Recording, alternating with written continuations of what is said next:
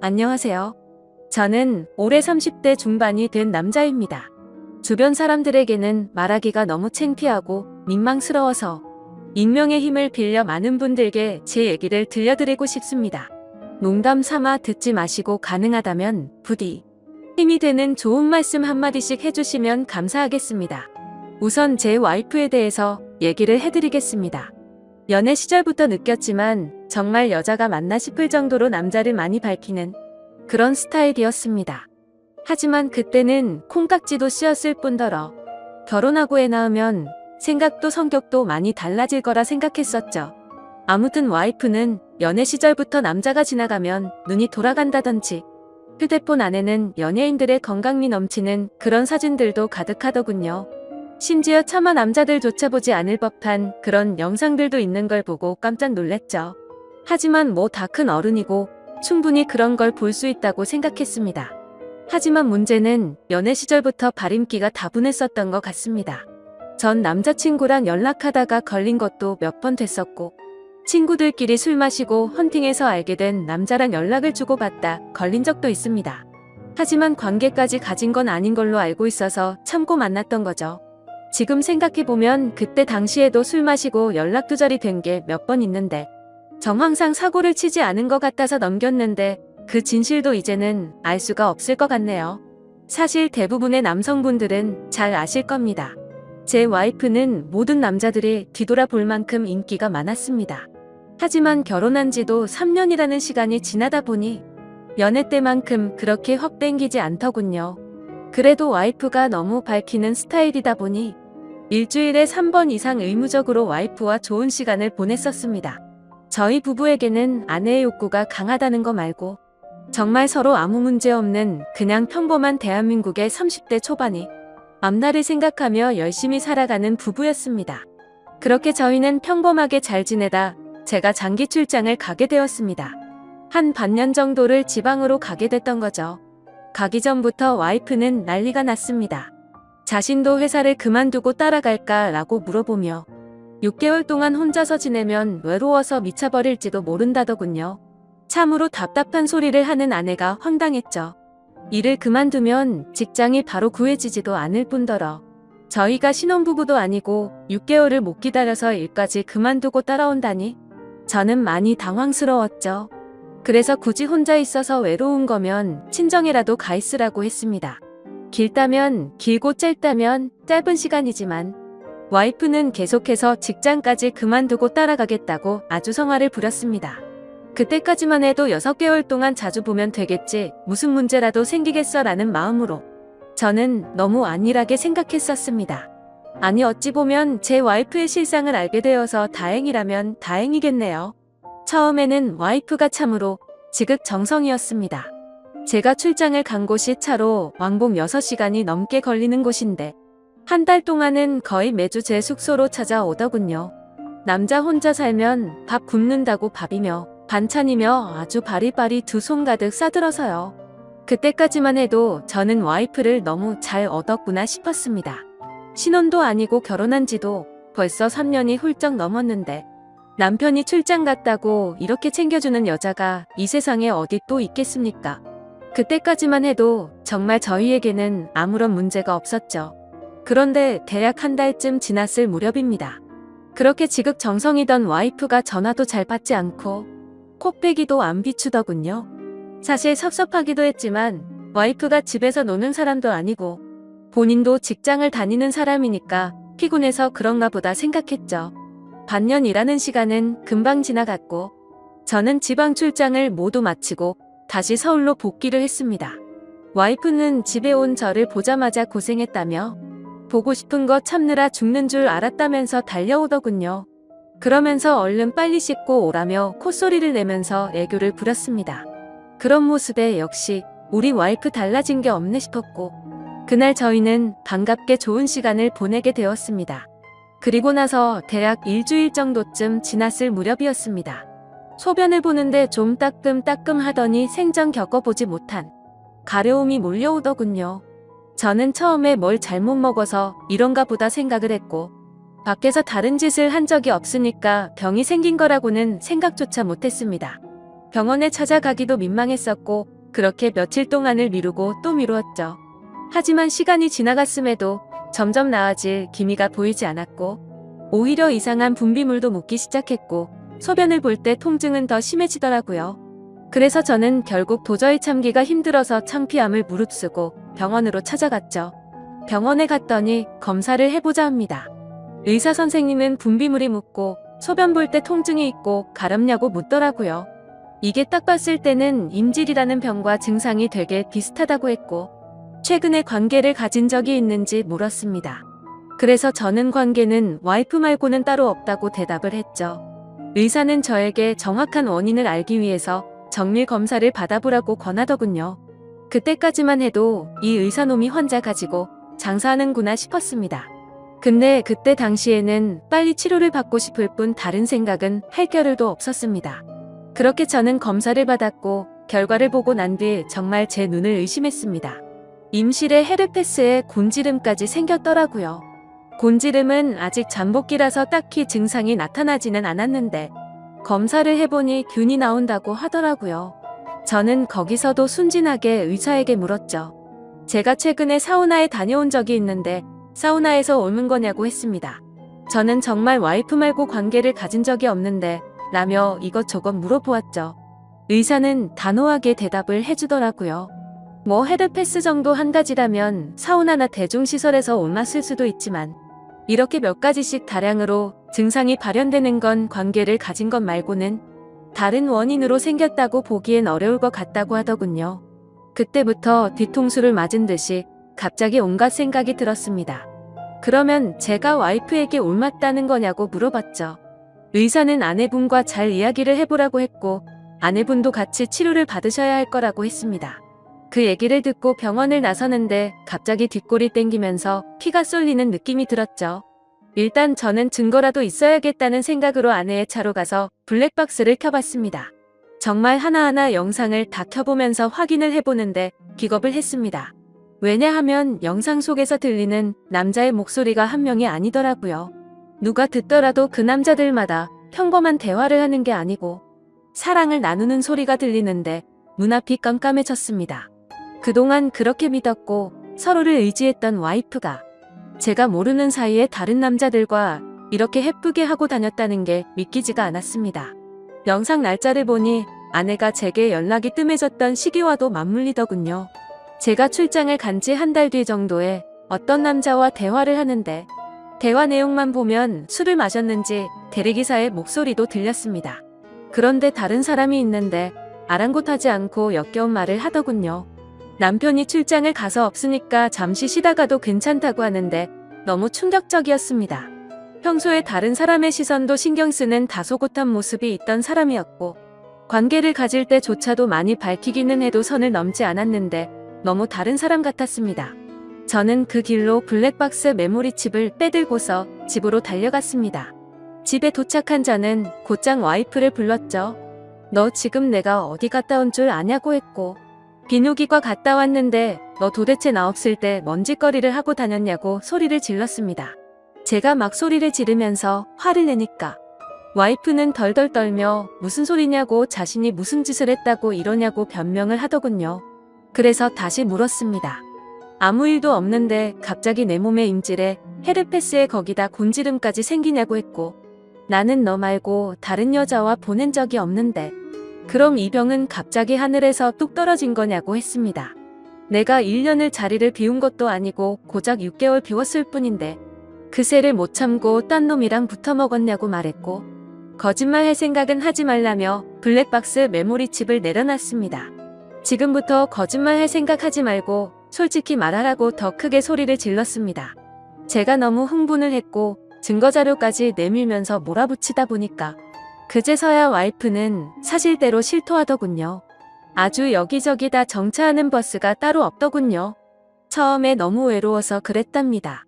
회식을 하게 되었고 술에 취해서 결국 실수가 시작되었답니다. 평소부터 자신에게 잘 대해주던 직장 후배인데 같은 방향으로 가는 김에 차에 같이 타게 되었답니다. 근데 술에 너무 취해서 자신도 모르게 많이 외로웠답니다. 그래서 그냥 단순히 술을 한 잔만 더 하고 싶은 생각에 집으로 불러들였고 술을 더 마시다 실수를 해버렸다고 하더군요. 제게는 너무나 소중했던 제 보금자리에서 다른 남자놈이랑 놀아나다니 정말 너무 화가 났고 역겨웠습니다. 그런데 이건 시작에 불과하더군요. 그날 이후로 고삐 풀린 망아지처럼 지냈더군요. 어차피 실수를 시작했고 죄책감에 오히려 더 막 나가게 됐답니다. 근데 참 이해가 안 가지 않나요? 상식적으로 실수를 했다면 더 자숙해야 하는데 오히려 더 이따위 짓을 했다는 걸 보면 언젠가는 이딴 짓을 하고 살았을 사람이란 걸 느꼈습니다. 같이 사고를 쳤던 남자들도 다양해서 참 대단하더군요. 직장 후배를 시작으로 유부녀라는 사람이 낯선 남자와도 시간을 보냈고 애인처럼 주기적으로 만난 사람까지 있더라고요. 저는 당장 그놈들 연락처다 적으라고, 어떤 놈들인지 다 알아야겠다고 몇 번 했는지, 또 어떤 놈인지 적으라고 했습니다. 와이프는 처음에 그걸 어떻게 다 기억하냐고 그러면서 못 적겠다고 하더군요.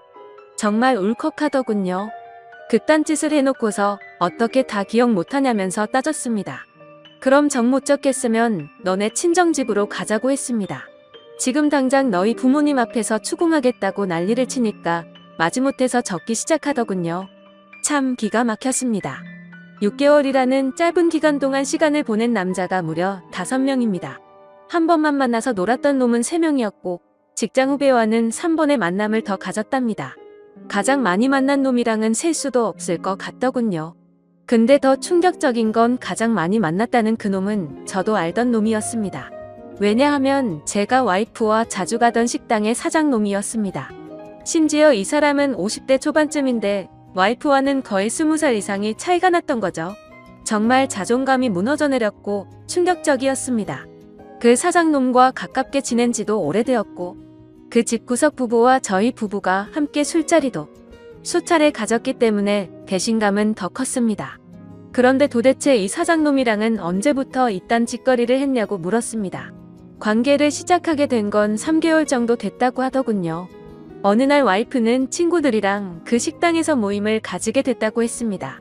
늦은 시간까지 술자리는 길어졌고 천연덕스럽게 그 사장은 그 자리에 끼었답니다.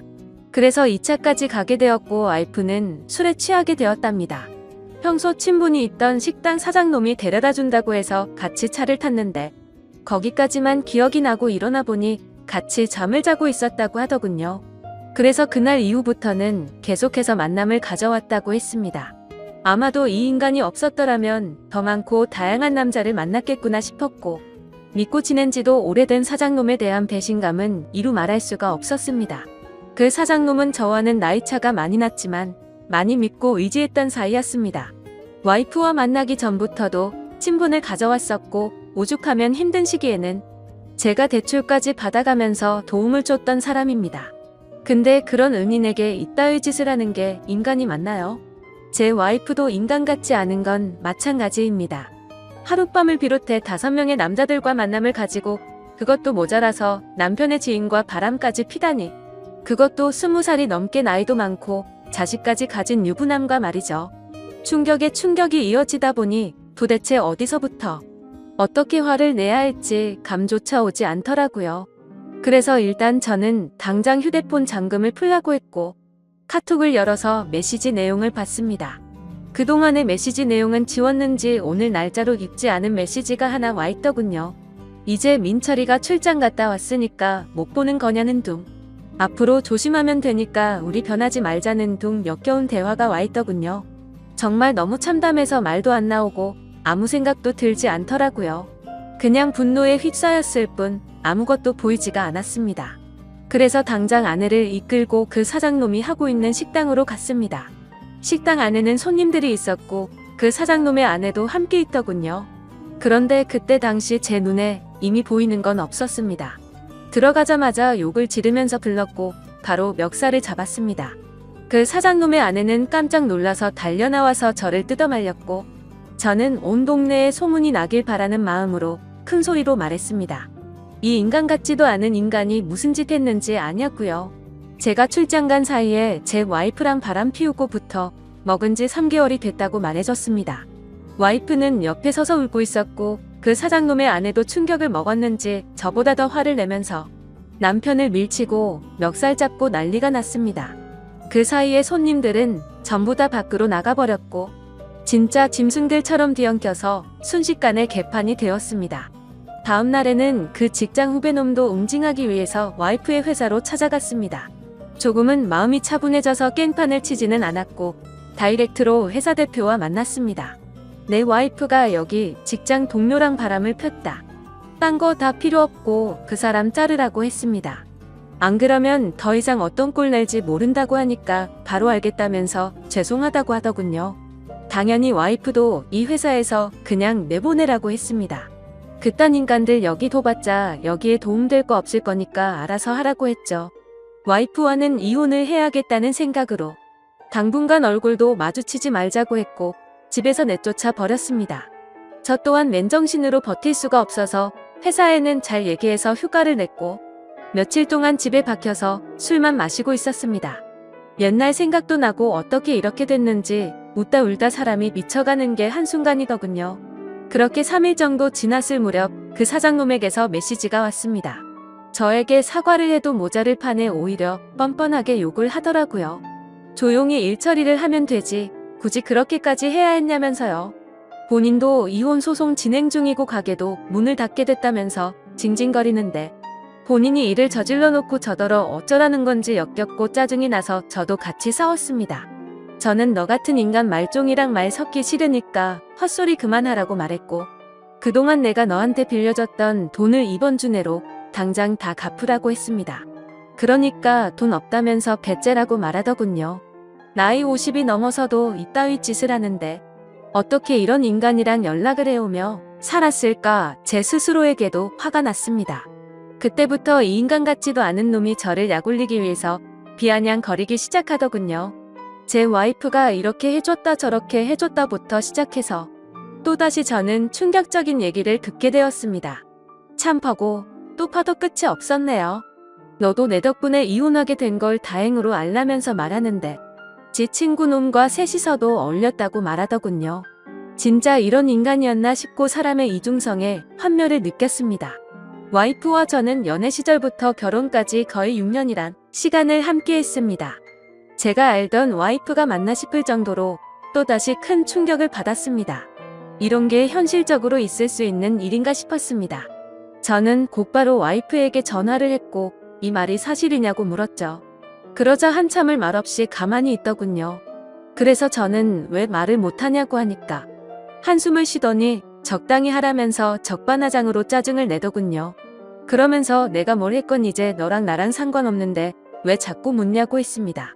솔직히 당연히 이혼은 계속 진행했겠지만 조금이라도 고민을 안 했다면 거짓말이겠죠. 그만큼 많이 사랑했었기에 일말의 가능성을 생각했는데 전부 다 제 착각이었습니다. 아니 오히려 다행이라고 생각해야겠네요. 마지막까지 제대로 된 실체를 보여줘서 미련 없이 끝낼 수 있겠구나 싶었으니깐요. 이렇게 말도 안 되는 사건이 일어난 지도 고작 일주일이 지났네요.